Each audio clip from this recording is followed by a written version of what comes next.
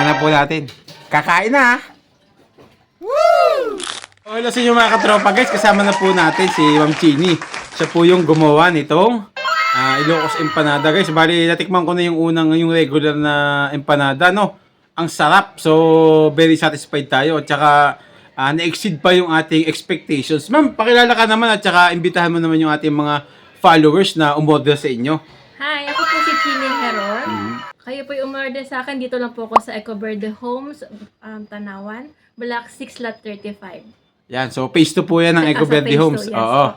Tapos, ma'am, paano nila kayo makakontak kaya kung taga malayo sila? Ay, dun sa Facebook page ko, dito nyo lang yung makikita sa link. Yan, ito guys yung Facebook page niya. Mag-message lang po kayo, mas maganda advance order kasi limited lang po yung nagagawa ni Ma'am Chini.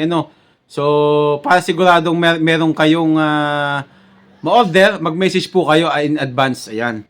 So guys, ito yung pangalawang empanada. Guys, ang laki niya, oh. Okay, for 75 pesos. Ayan. Hindi ka lugi dito. Ang laki. So, tikman natin. Ito, special daw to eh. Tikman natin to. Kasi may cheese to kanina. Yung natikman ko, walang cheese.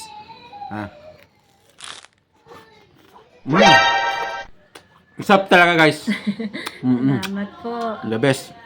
Ma'am Chini, paano mo natutunan yung ganitong klaseng pagluluto ng empanada? Way back 2019, nag-Ilocos ako. Then nagustuhan ko siya. Tinry ko lang trial and Mm. error. Ganon. Grabe, guys. Ang sarap talaga. Ma'am, ano pa yung ibang mga tinitinda? Ay, marami po ako niya. Meron po tayong siomay, homemade, pizza, dynamite, tapos mga shake. Bala ko pa nga maghalo-halo kaso tsaka na medyo malamig-lamig pa ang panahon. So, ayun guys, again, iniimbita ko po kayo na tikman ito pong authentic Ilocos Empanada ni Ma'am Chini. So, dyan na po muna kayo at uubusin ko pa po ito. Maraming salamat po!